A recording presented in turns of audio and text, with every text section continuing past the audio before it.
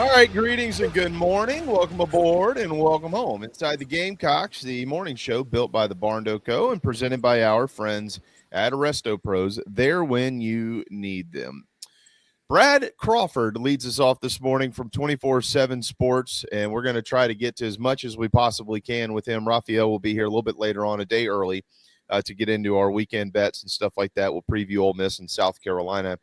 And we'll talk some spring football. Gamecocks on the field tomorrow night to wrap it up, and you won't see them again until August when it's time for the 2025 season to get going. But we're always glad to have you, brother. I know you're in the middle of a bunch of stuff, and I know you got some things to write about, so we're going to try to squeeze everything we possibly can into the next 20 minutes or so. What's up, man? JB, good to see you, man. It's been a busy week with the transfer portal. We thought it was going to be somewhat quiet in the spring cycle until Nico Iamaleava decided to ask for $4 million. And that just set off a chain reaction of things, man. Now we have the NCAA Rules Advisory Committee dropping about 8 new rules ahead of the 2025 season, including a way to curtail some of those fake injuries that Lane Kiffin and Ole Miss always like to do on defense. So it's been a busy week, man, for mid-April, that's for sure. Yeah, let me ask you about that real quick. There's 2 rules that stand out. There's a bunch of them. I'll get to the rest a little bit later on, and you've got a column coming on this morning as well for people that want to go read that. But let's start with the one you just mentioned about the fake injuries. Here is the rule: if medical personnel enter the field to evaluate an injured player after the ball is spotted by the officiating crew for the next play, the player's team will be charged a timeout. In the event that the team does not have a timeout left, a 5-yard delay of game penalty will be assessed. Let me ask you this. Does that rule prevent this, or does it maybe just curtail what's going on a little bit, and coaches maybe will begin to coach their players to go down immediately rather than after the ball is spotted? Yeah, I think it helps somewhat, but it doesn't fix the epidemic that has become, fake injuries in college football. Earlier this February, Steve Shaw, the SEC coordinator of officials, he told CBS Sports that there was talk of maybe the player who's injured being taken out the rest of the possession. I think something like that, JB, would have been the right answer for this instead of a 5-yard penalty or assessing a timeout. Like you said, I think players are going to go down immediately now, and maybe you have a head coach before a possession even begins in a critical situation telling players, look, we give up a 12-yard chunk here, 17 yards the next play. I need one of y'all to go down. Right. I agree with that. I don't think it'll stop it at all, actually. I think it'll just be better coached. The other is the T-bar, and this happened in the Illinois-South Carolina game. These are the 2 big ones today. For those that maybe don't remember as well, when Shane Beamer's special teams signaled the T-bar, basically saying we're not going to return the football, that was not against the rules. If you fair caught it and you returned the football, that was against the rules. Well, they T-barred it. It didn't make Bielema happy, and then we know what happened from there. Now the T-bar is going to be in the same category as waving it off. So if you give that, Brad, the play's dead. That's the right call. You can avoid injuries that way. And then another rule change was, some of the pre-snap signaling on defense and offense. They're cracking down on that too with certain cadences and that sort of thing. So, I mean, I do like the 7 or 8 rule changes, but I don't think it's, anything major that's really going to affect play in 2025. There's one more I will mention. It happened with Oregon. It became popular under Dan Lanning. It's the 12 players on the field rule. Here's the new rule. After the 2-minute timeout in either half, if the defense commits a foul with 12 or more players on the field and all of the players participate in the play, the officials administer a 5-yard penalty, and the offensive team has the option to reset the game clock back to the time at the start of the play. If the 12th player attempts to leave the field and has no influence on it, the defensive team will be penalized 5 yards with no adjustment to the game clock. What specifically happened to spur that rule change? That was at the end of Ohio State-Oregon game last year, where I think Ohio State was, I want to say, out of timeouts, and Dan Lanning was willing to give up a 5-yard penalty, if I recall correctly. I was watching the end of that game, and that was the 8th or 9th biggest point because those were 2 top 5 teams. But basically, Dan Lanning, he's his football IQ is extremely high, and he sort of knew about this rule not being a thing yet and played it to his advantage. Ryan Day said something about it after the game, and now the advisory committee looked at it and said, wait a minute, we can't do that. So I think the bigger issue here is the whole game clock reset thing. That's much bigger than, in my opinion, than the 5-yard penalty. 100%. Resetting the game clock when you don't have any timeouts, that's pretty big. Yeah, 100%. The for those wondering, the effort behind what Dan Lanning was trying to do, if I remember correctly, was let's just not give up a big play. So put a bunch of guys out there, defend the play. The clock keeps ticking. The game's over. So what? So what if we get the 5-yard penalty? We didn't give up a game-winning play. Now you'll have the time put back on the clock with 11 players on the field. Right. Okay. All right, Brad, let's get right into it with South Carolina. Obviously tomorrow night they will kick off. Here's the matter meter. The matter meter's in play today. 1 to 10, 10 the most, 1 the least. How much do spring games matter? 5. Okay. I think it gives us an early look at a possible 2 deep, but let's be honest, any of the big names for South Carolina might play a series or 2 Friday night. And the pregame message from Shane Beamer is let's keep our best players healthy. And that should be every coach's game plan during a spring game. I think, JB, this is a rare opportunity, though, for fans to see the team while having to be there in person. Mm-hmm. Every other year, man, this is televised like every other SEC spring game. But this year, I think like maybe 15, 18% of spring games nationally are actually on TV, and hardly none in the SEC are because coaches are scared about the portal and this 10-day window thing. So, yeah, if you want to see an early look at the Gamecocks and not see them again for 5 months, I mean, be at Williams-Brice tomorrow night because I think we're going to see a lot of new faces from the portal. You're going to see Aaron Nolan. That's who I'm looking forward to seeing tomorrow night. So, yeah, it's an early glimpse, and you can't see it on SEC Network. Do you think this is the last spring game at South Carolina? That's a good question. I think it helps that this game is not televised, and that's beneficial to Shane Beamer. Shane's a big fan of this spring game stuff. He's a big fan of possible preseason games, scrimmaging a team in the spring. He's one of the guys like Fran Brown and Deion Sanders who would be all in on that if it's a possibility. Perhaps it is, but like Shane has said in the past, Gamecocks don't have 5,000 to 7,000 fans show up. Usually 30,000 to 35,000 plus show up for this game. And I think it's interesting that it's going to be on a Friday night under the lights. This is a good opportunity for fans to come out with their family and see a football game.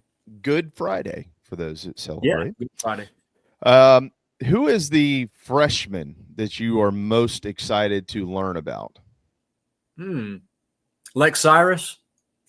Yeah. Sounds like he's going to play a lot this year. Good pick. Sounds like several of these 5 or 6 4-star guys the Gamecocks signed at the wideout spot are going to play. There's a reason, JB, that South Carolina, at least right now, is not in pursuit of a transfer portal wide receiver. I'm very surprised by that, by the way. I talked to someone close to the program last week, and they told me that they may add 1 or 2 more guys in this spring cycle, but it's going to be along the defensive line, not at wide receiver. So they feel pretty darn good, man, about this young freshman-infused group at that spot. So Lex Cyrus is a guy that I'm ready to see. Malik Clark, somebody else. Basically, all these new wide receivers. Which one of these first-year pass catchers is going to be impactful? Yeah, Mike Furry made that point a couple of weeks ago in a press conference. Shane Beamer said, we got to clean up the wide receiver room. Yeah. And they had the option to go to the portal or sign the high school kids. And he said, I'm signing the high school kids. He truly believes, and he should. He's pretty good at it. He truly believes in himself as a recruiter and as a developer, Brad. So he went out and got a group of guys that he's going to hopefully, unless the portal has something to say about it, that's going to be his baby, his first true baby at South Carolina, bringing them along for the next 3 or 4 years. Good for Shane Beamer, by the way, and giving his coaches some autonomy and how they want to construct their room. Obviously, if he didn't agree with it, they wouldn't do it that way, but good for Shane in allowing that too. It's very important for this wide receiver group to be reliable weapons around Lenora Sellers. Part of the reason Lenora Sellers signed that NIL deal, came back to South Carolina to kind of finish what he started is because he knew and he was confident that this group of talent around him, including running back Rasul Faison, who hasn't yet been cleared. That's another story for another day. I don't know why that hasn't happened yet from the NCAA. But Lenora Saros feel good about this group. Mike Fury, like you said, does, and Shane Beamer. We know Shane welcomes transfer portal additions, but for him not to tap into the portal this cycle for a bunch of wideouts speaks volumes to what he thinks about this 2025 freshman class. I agree. I also think it speaks volumes about the guys that are returning. I am one who actually thinks they're being undersold a little bit. Brad, what do you think? I would somewhat agree. I think Nick Harbor can be wide receiver 1 for this team. I don't know if he is that yet. The Gamecocks would certainly benefit if Nick Harbor's a guy who, had a 65 catch, 1,200-yard season. He hasn't quite shown that, down-to-down reliability yet. But this group, I think, is going to be sort of by committee. I mean, if you have 5 or 6 receivers, JB, that have 25 to 35 catches, 400 or 500 yards each, you're going to have a great year offensively. So until that alpha really steps up in this room, maybe we see it tomorrow night in the spring game for those who attend, until they have that true wide receiver 1 who can, go out there and strike fear in the eyes of SEC defensive coordinators. I think it'll be kind of a by committee group. Mazio Bennett, another guy who might truly step up as a sophomore. Oh, 100%. I think all of them have a chance. From the returners, which veteran on this team, not just in the wide receiving group, but veteran, or maybe you got more than one, are you the most excited to learn about here in the spring? Post spring game. Post spring game. Well, we're not going to see much from Lenoris, I don't think. So he would be my, he's the most important player on this team, most valuable player, most outstanding player. Gamecocks will go as far as Lenora Sellers takes them this season.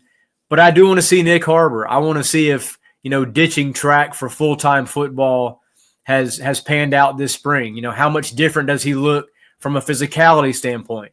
Is he a better route runner? Is he getting off the line, in man coverage faster than he did the last 2.5 or so seasons? I want to see Nick Harbor and see if he is that 5-star looking receiver that the Gamecocks, signed a couple cycles ago. All right. From the transfer portal, all the guys that have been practicing, will exclude Demon Clowney from this. But as far as the rest of the guys go, which one of those guys are you most excited to learn about?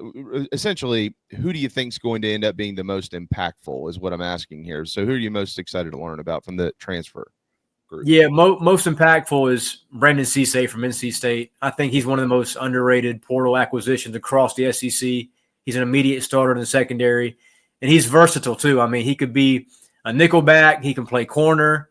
I think Gamecocks are pretty stout at safety. They don't have to move him there. But, part of the reason Emory Floyd entered the portal is because Cisse had such a great spring and immediate fit in that secondary for Clayton White.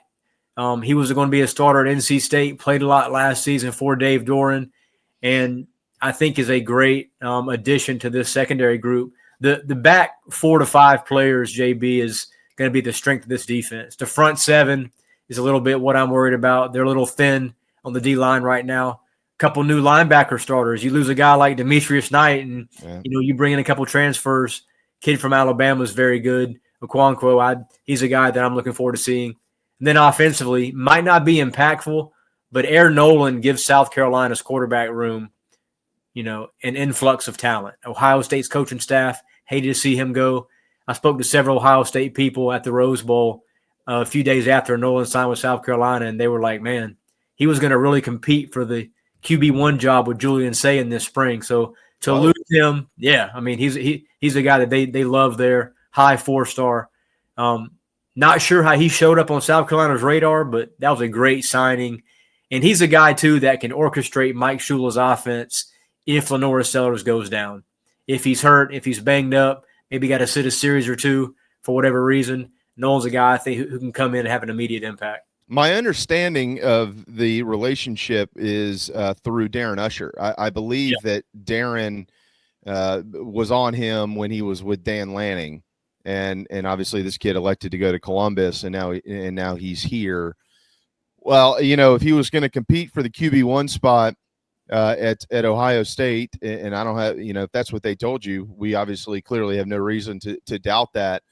And I hate to say this, I'm not saying this to put him or anybody else in that QB room down, but nobody's competing with Lenore Sellers for the QB1 spot at South Carolina. So what does that tell you about Lenore Sellers? That he's a star. He's a top 5 player at the position nationally. There's a reason that, Garrett Nussmeier, Lenore Sellers, DJ Lagway, Arch Manning. I mean, the SEC is loaded with quality quarterbacks this fall. Haven't even mentioned Nico Iamaleava. See why he's not top 4? Tennessee didn't think he's worth $4 million. And so that's why he's at UCLA now. So SEC is very good at that position. Lenore Sellers, one of the best players nationally. And really the last 6 starts of his redshirt freshman year, JB, were as good as anybody nationally outside of the bowl game. To win 6 straight games, 3 against ranked teams, and get the Gamecocks knocking on that playoff door. There's a reason why the momentum and hype around this program, around that position specifically, is very high this spring. It was the Tennessee offense, Brad. Come on, we all know why Nico wasn't there. That wasn't good enough for him. So his father says, yeah. Yeah, that's right. Is that the top storyline in the SEC? The depth of star quarterbacks?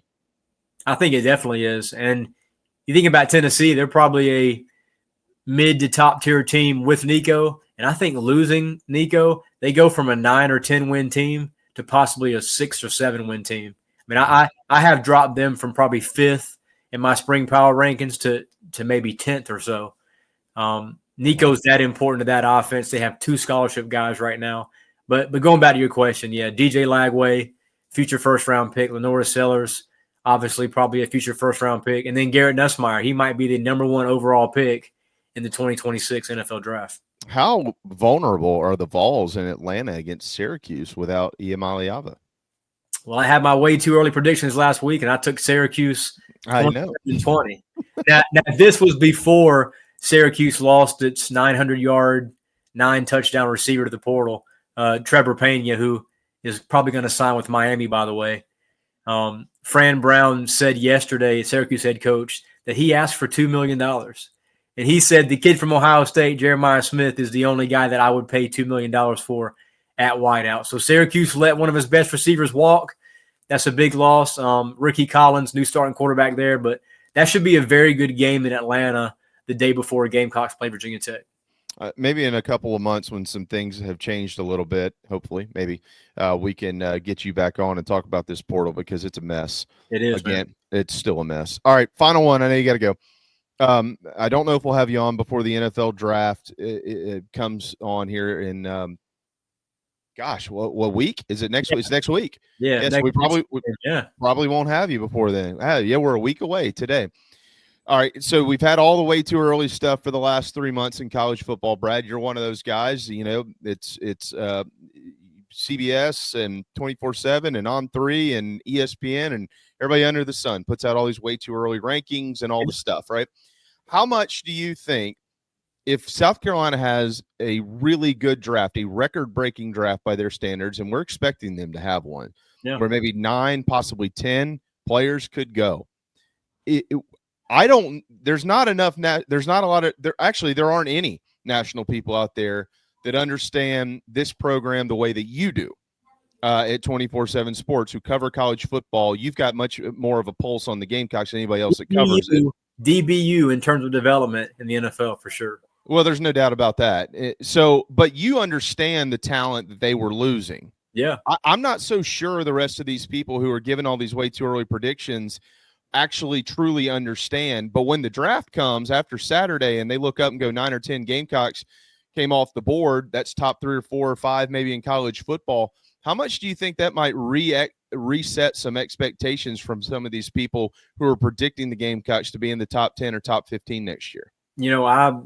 I think it does change things, man. I had South Carolina knowing what they were going to lose off defense especially. I mean, we're talking about Dylan Stewart is going to be double teamed so many times this season. It's going to make his head spin because he doesn't have Kyle Kennard anymore. You lose 2 really solid guys in the second. Eamon Ward is going to be a late first-round pick. TJ Sanders up front, probably an early day 2 pick.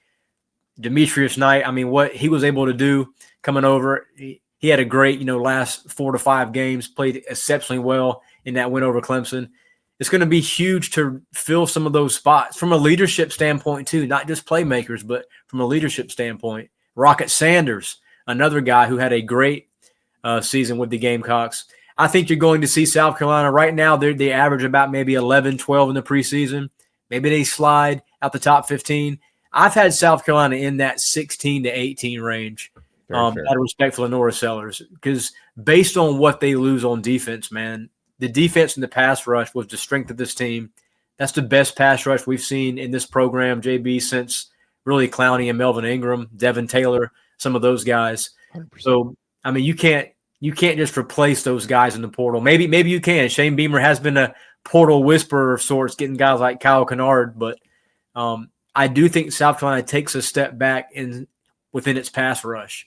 Mm-hmm. And losing Rocket Sanders, we don't know about Faison's eligibility right now, when he's going to be cleared. So there are some questions for a top 20 team. And I do think nationally, maybe, the On3s and the ESPNs of the world start looking a little bit closer at that too deep, thinking, okay, maybe this isn't a 9-10 win team just yet.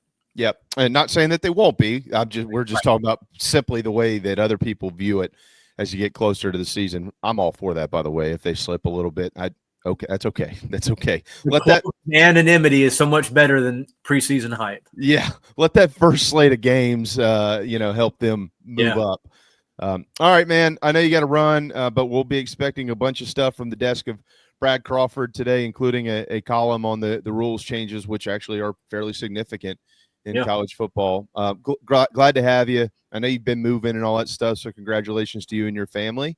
And we'll be looking for some post-spring analysis from you as well. Thank you, man. Good to see you, and happy Resurrection Weekend. Yes, sir. He is risen. Happy Easter, man. Thank you. Good to see you. There you go. Brad Crawford with 24/7 Sports.